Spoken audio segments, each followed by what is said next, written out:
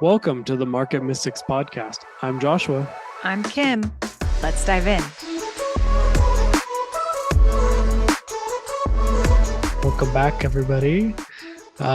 Kim, this is only going to apply to people watching on YouTube, but you're trying something new with your hair today. I am trying something new with my hair today. I saw this video. You know how the algorithm really speaks to you on social media sometimes? Sometimes, yes.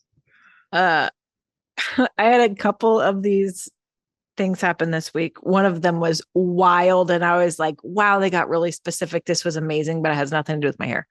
The second one had to do with my hair. But I heard that there's a certain skincare product, which sounds crazy, that you can put in a spray bottle and use in place of dry shampoo if your hair is getting oily, and then blow dry, and it's like having a fresh blowout and it doesn't leave residue.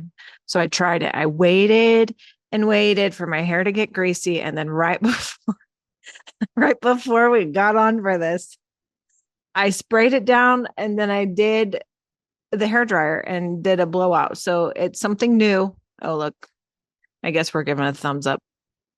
I mean, it looks floofier. Right? Do you think that the algorithm lived up to it? Like, did it live up to what you expected? I think it still feels greasy, but it looks fresh, which is a strange thing. It's like, just don't touch it. Yeah, that makes Isn't sense. that terrible? I know. Whatever. It was worth a shot. I was like, wow, this would be amazing. Because I tend to use dry shampoo, but it does leave residue, and I don't like that. Yeah. Enough about me, Josh. What's our topic for today? Okay, so I was talking with a friend. Okay, I'm going to give sorry, this is just personal note. I don't know why I feel like sharing everything about my personal life today. A friend and I have started a book club. It's two people, of the Amazon First Reads. I don't know if you know that that's a thing if you're a Prime member, but you get like a free new book every month. I just told Josh about this a couple months ago too. Yeah. So we started this book club, which is really an excuse to read a book and then get together and talk about it. But it really has more to do with the getting together. So we got together at this local brewery, and we talked about the book for like 20 minutes and then spent 4 hours just chatting about other things. That's usually how book clubs go. Yes, which was amazing. And we started talking about the concept of perfection. And so I kind of wanted to talk about it here as well, and kind of, I don't know, just put it out there and see where it goes. I'm still really trying to figure out solidly what I believe about it. But I mean, there are quips and adages, people are like, oh, well, nobody's perfect. We won't be perfect until we're in heaven. Oh, nobody was perfect except for Jesus. Those kinds of things. But also there's scripture that talks about coming into perfection. And so I just kind of want to put that out there, and then I want to know what you think about that. Well, my first thought when you were talking about perfection went to everyday life, a little bit more practical than spiritual. And one of my former bosses, who was a perfectionist and kind of knew that was something he struggled with. He used to say, perfection is the enemy of completion, which I think was a quote from someone else. I don't think he came up with it, but that was something he would say frequently. But I think it was to remind him of that as much as anything else. But that was a big thing in our office, because there were times where here's just an example. We managed several hundred vehicles that we leased, and we were going over like year end financials of every payment in and out and all these things, and we were like a couple pennies off on a one on like reconciling something out of millions of dollars worth of transactions. And I spent an afternoon searching for like two pennies, which was probably just like a data entry error.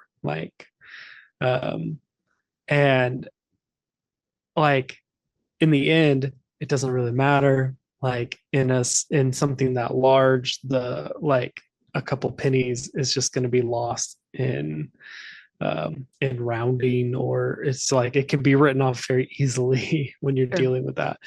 But we spent hours looking for that, for those couple pennies. And it was just like this like reminder of like, yeah, like we literally like that probably was a waste of time. Probably. But there are moments where the few pennies matter. Mm-hmm.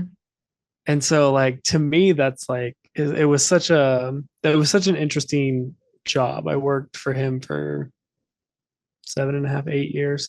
Um, and it was so interesting to be in that environment where like perfection was desired, not always possible. And I mean, I think perfection's desired everywhere, but there's just some places where it's a little bit more at the forefront. Um, but I think like when we're talking about it from like a spiritual point of view, um, like that's a that's an interesting thing to think about, because like I don't know exactly, but it feels deeper. It feels like maybe not exactly the same thing as trying to find two pennies in a $2 million spreadsheet. Like, For sure. I don't know. So I see the practicals of it, but I also wonder, are we measuring perfection against the wrong measuring stick? I suppose. That's a big part of perfection, huh? I mean, it kind of is. I mean, let's look at my hair. Okay. Social media. If we use social media as our measuring stick, where people are putting out highly edited versions of themselves, showing only the parts that are beautiful and what they would think is put together, or whatever image they want to put out there, then we're probably going to always see how imperfect we are. Hmm. If we measure perfection against, I don't know, a BMI or some other, maybe an income standard or a standard of living, or something along those lines, we may not actually live up to it. And if we do and we get there, we probably will still not feel perfect. Yeah. Right. But I suppose my thinking in all of this is changing that measuring stick, or adjusting your focus to the Lord, like the Father, the Creator, the source Mm-hmm. of perfection, and seeing what He says about us and how He looks at us.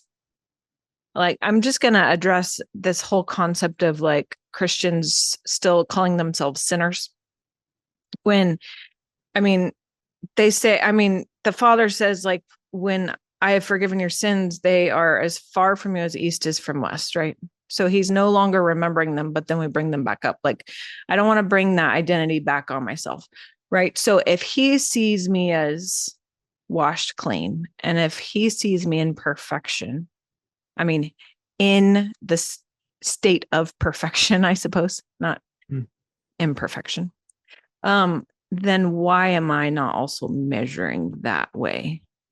So whether it's two pennies off or not, if I take that measuring stick away, so the measuring stick of bookkeeping, whatever, right? And put it against His measuring stick and who He is, then am I actually out of perfection? At any moment, am I actually out of perfection? And if I truly believe that I am one with him, which is something I've really been working on for years and years and years, like that's kind of like the whole point of my journey. It feels like, is like to come more into this oneness with him. But if he is in me and I am in him, can I even exist in a state of imperfection if perfection itself resides within me? Do you know what I mean? Do you think perfection and flawlessness are the same? I don't know. Do you? Well, I'm just thinking about like our life. Mm-hmm. And while I don't believe we are defined by being a sinner, it is true that sometimes we sin, which is an archery term for missing the mark. Sometimes we miss perfection. Sometimes we miss bullseye. Mm-hmm. But if then the next shot you hit it, was that not a perfect attempt? Like, I'm just sitting here wondering, like, okay, when we're talking about perfection, is it start to finish never have had a flaw, or is it the journey of our life of going from being flawed to something that where you hit the mark every time? Like I think that's what I'm wondering is like is how are like you said, this what you measure it against, that is what perfection is. Like that's what defines it, is what you measure it against. Because perfection for every situation is going to be different, and perfection in my life might look different than perfection in your life. Yeah, I don't know. It's so there's so much to this that it's just an interesting yeah, it's an interesting conversation because there's so many pieces and nuances, and we love talking about nuanced topics because then we don't have to be like definitive on anything. I mean, that's true, but also because we're still learning. I mean, this is like truly wading through some mud for me, because everything in me, not everything in me, but so much of like my flesh wants to be like, you are the most flawed, least ideal, most imperfect person who's ever walked. Yeah. However, when I take a step back and I come to that place where I am one with the Father, it's impossible to see any of that. It makes me think, how we years ago were part of like the courts of heaven stuff, and that hasn't quite been as much at the forefront, but was a thing for a while. Part of the way that operates is going to the courts and then like showing like, this is what I did, but this is a very generalization, but like saying, like standing in Jesus's perfection, and when you're covered with him and what he did, then that's how the courts of heaven see you. That's your how the covering. judge sees you. Yeah. That's your perfection. And so like when we're talking about this, it's like, I think of like Paul said, like, we've all fallen short of the mark. Like, but that doesn't mean that we can't stand in the perfection of Jesus, because is that is salvation. That is the gospel. That is the good news, is that you weren't able to do it. Somebody was. And because of that, you get to stand in that, and you get to live your life now and forever in that. Right. But I suppose, because I do completely agree with that, And I think it is that covering. When we were doing the courts of heaven stuff, and I just don't do it because I'm not led there anymore. There's no, like, I don't have any like huge qualm, nothing against it. It's just, it's almost like we've moved on somehow. I don't know. But when I was doing that, it was almost like that covering by Jesus was like an umbrella you kind of stood under, and like the blood just covered you. Like that's all that anyone could see was that sacrifice and that perfection. And so then you, as long as you were wearing that, you were kind of seen as flawless, right? As not guilty, right? And that, by the way, I mean, submitting yourself to the courts, if that's where you're led, is a very humbling experience too, because you get to hear all of the accusations, all of the things that you might believe about yourself, that others might believe about you, that generations have passed on, like all of this stuff, but you also get to see it all wiped clean. And that's wild. Okay, that's sidetrack, and I'm sorry. No, I think it's good. But I do think, I think sometimes though, you go and you have an experience like that, and then all of a sudden, like in my very first experience in the courts of heaven, all of a sudden I see myself clothed in all white garments, and it's like completely washed clean, like completely like unmarred, I would say.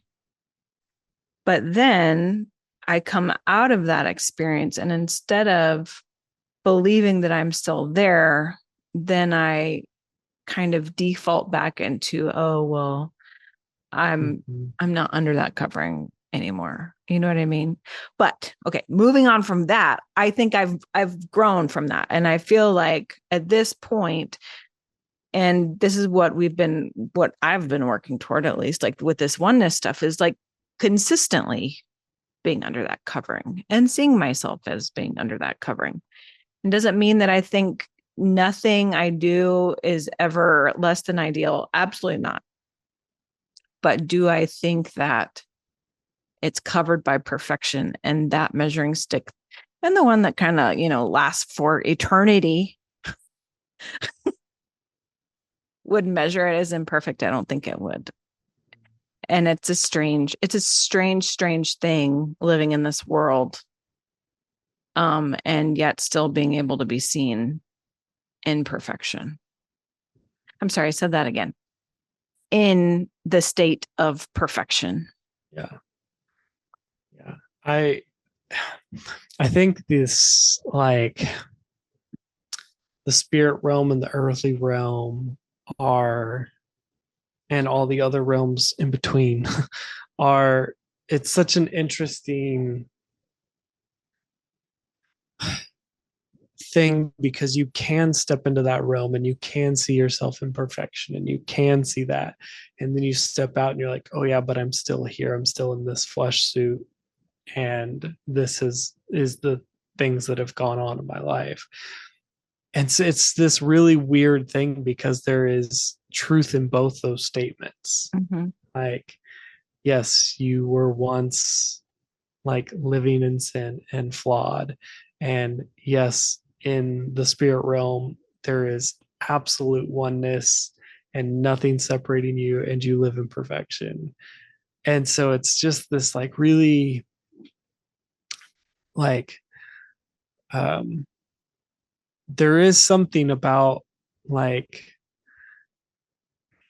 that there's a difference, like there is kind of a dual reality.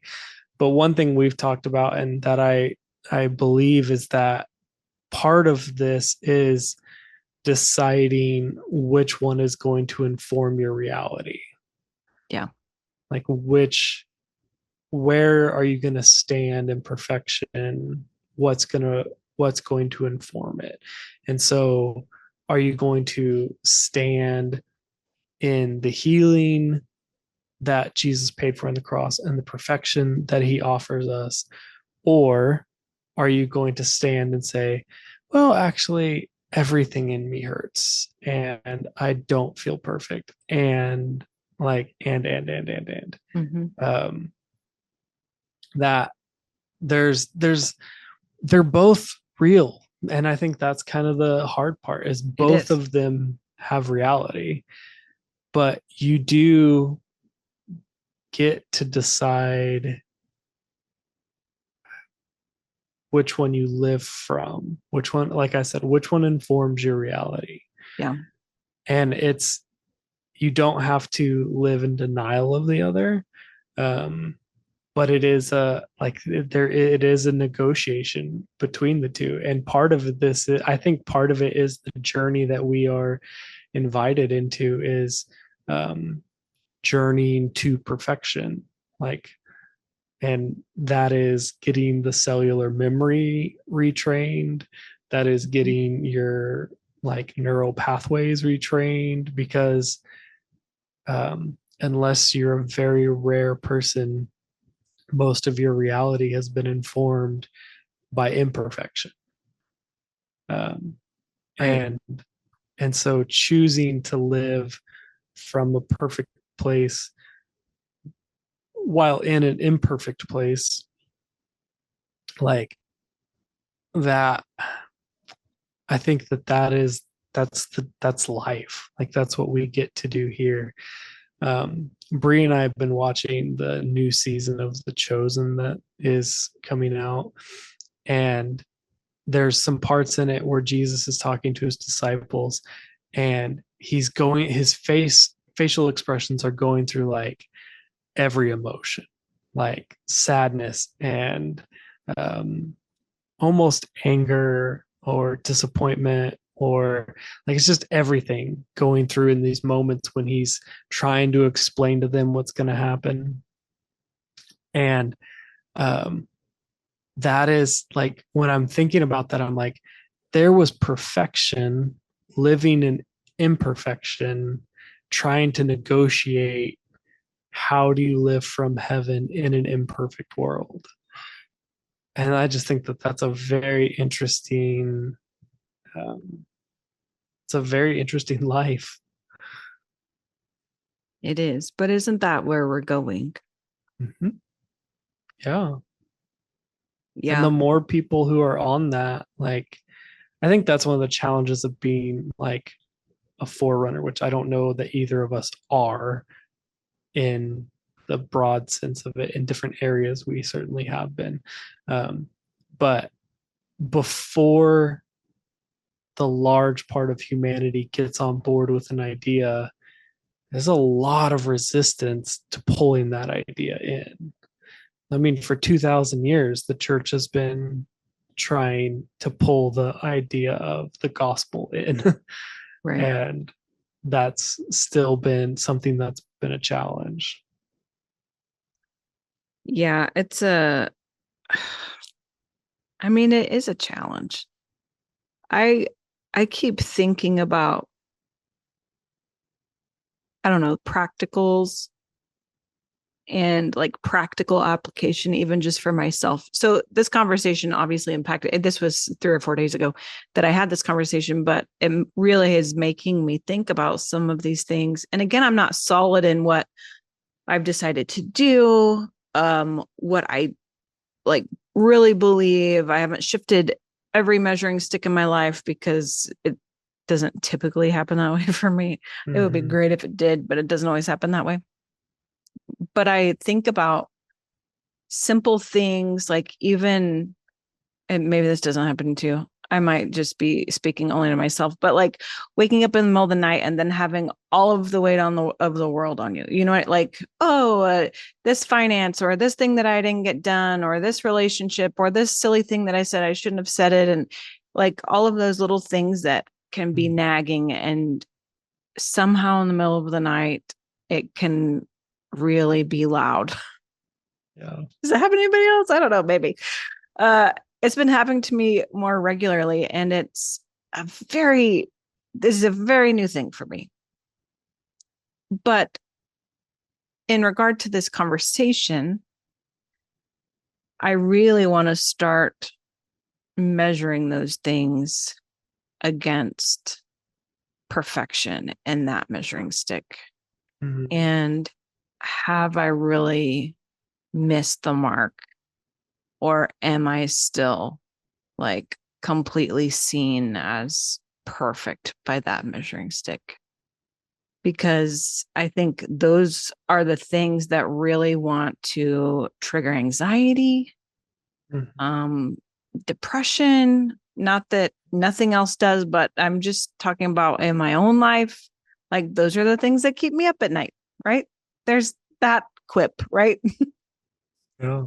And but what if I like actively start taking it to the other measuring stick? This is probably a silly comparison, but Illy, my daughter, she wanted an Apple Watch, and I'm like, we're not getting an Apple Watch. So we got her a really, really, really cheap Amazon kids smartwatch, the kind where the instructions are English, but they're kind of not in English. You know what I'm talking about? Yeah. Yeah. Uh, and the way that it was set up, everything was in the metric system. So it is kilograms and it is centimeters and it's even Celsius, right? And we have a friend who really likes to give us crap about the imperialistic Americans, essentially, and measuring things differently. But I will tell you, I struggle a lot more with the measuring stick that isn't what I know and what I function with, right? Like Mhm. I struggle more with the centimeters and the kilograms than I do with the inches and the pounds. And if I could just switch from one to the other, all of a sudden there's not stress on it anymore. I guess that's what I'm trying to say. Yeah. And it's not that you can't learn the other system. We could say it the other way. Like, do I want to switch to centimeters? I sure can. But I need to start switching the measuring stick and I need to start looking at it that way. Josh and I started, well, you probably knew more than I did, but I started looking at temperature in degrees Celsius just to be able to communicate well, even about something as basic as the weather, even when we're both speaking English with some of our people we know and love in South Africa. Mhm. And I can estimate pretty well now what something Yeah. is in Celsius. Yeah. I'm still not looking at things through that lens, but are you able to shift? Well, if you put the effort in, you sure can. Right. And so I guess that's my action item for this.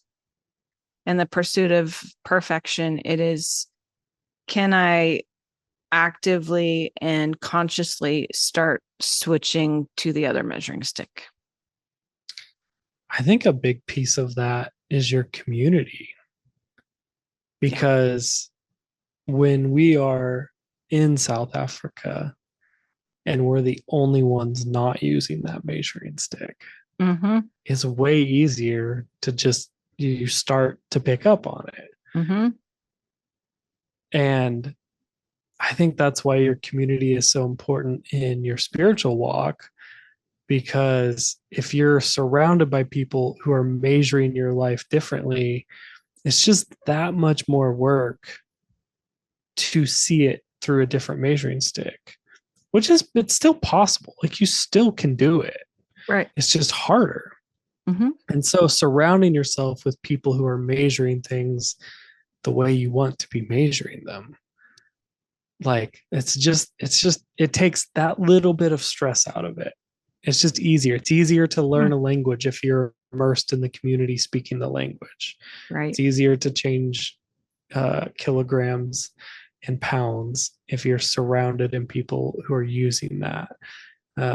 And that's why your community is so important in your faith, because it's not that you can't change in a different system, but it is just another piece, like you were saying, that added little stress. It's just that next little piece that makes it, might make it that much easier to see your life differently.